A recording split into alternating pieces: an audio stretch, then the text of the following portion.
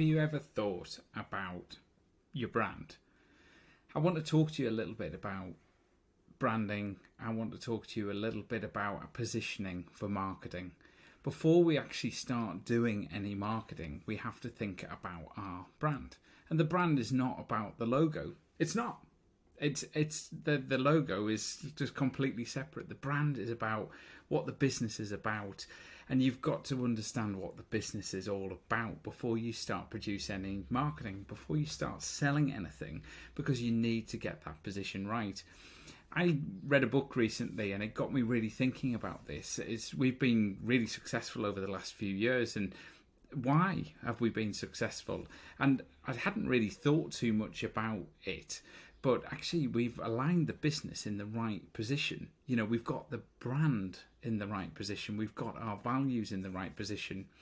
And the reason kind of why we just don't think about this stuff is we always think, oh, well, we'll put a logo up, we'll put a website, and we make it all about us. And a business isn't about you. And I want to use Sci-Fi as a little example. I'm a really big Sci-Fi fan, but if we think about Star Wars, right? You know, why do all films follow the same format? It's because as consumers of films, we like that format. There is always a hero. So in the case of Star Wars, we've got Luke. He is the hero of the story. He's not sure what to do or where to go, you know, and he finds Obi-Wan Kenobi, and he is the guide. The person who takes him and guides him and helps him to develop those Jedi powers in order to, you know, transform into something else, and that transformation allows him to beat the evil empire, beat the emperor at the end of the day. But actually, have you ever thought about who the hero is in your business story? Because you're not the hero. You're not. You're the guide, and actually positioning yourself has a huge impact, and understanding that. And so many business owners think that they are the hero of the story, and you've got it the wrong way round. Trust me on this. I'm absolutely 100% sure, and I think that's where we've got it right. And you might have noticed some things going on with my own kind of communication and things like that, like this Facebook group that I'm posting this into today. It's actually, I've suddenly realised that, hang on a minute, we're the guide. We're here to guide you in the right direction. You know, you might be a client of mine, you might just be a contact of mine, but actually, you know, I want to help people, don't I? I want to guide them. I want them to, you know, you're the hero of the story from my point of view. But from your point of view, looking at your customers, is you're not the hero. You're their guide. You're, you know, trying to transform a customer's life into something else, or a client's life into something else. And just to kind of use kind of a few examples, if imagine you've got a health food business and you're selling a particular health food, what you want to do is you want to guide your customer into introducing them to that health food in order for them to transform their life. Isn't that an interesting concept? Let's think about another example. I've just been talking with a client this morning who's got a dog food business.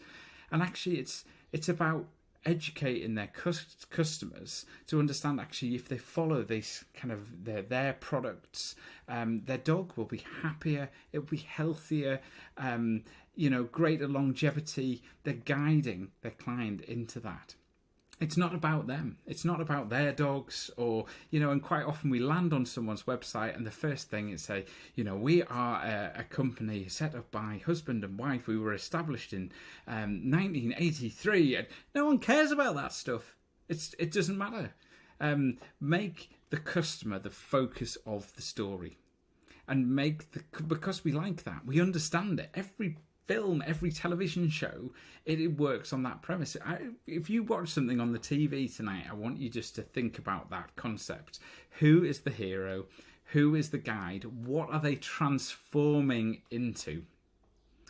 Try to reposition your marketing so it all works on that basic format, and I think you'll find a huge difference.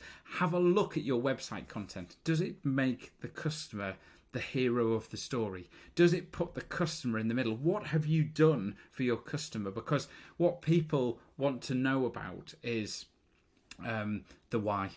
And you want to give the why away for nothing. And a lot of people, they don't do that. And it's about selling the how. So educate your customer into the why should they use you?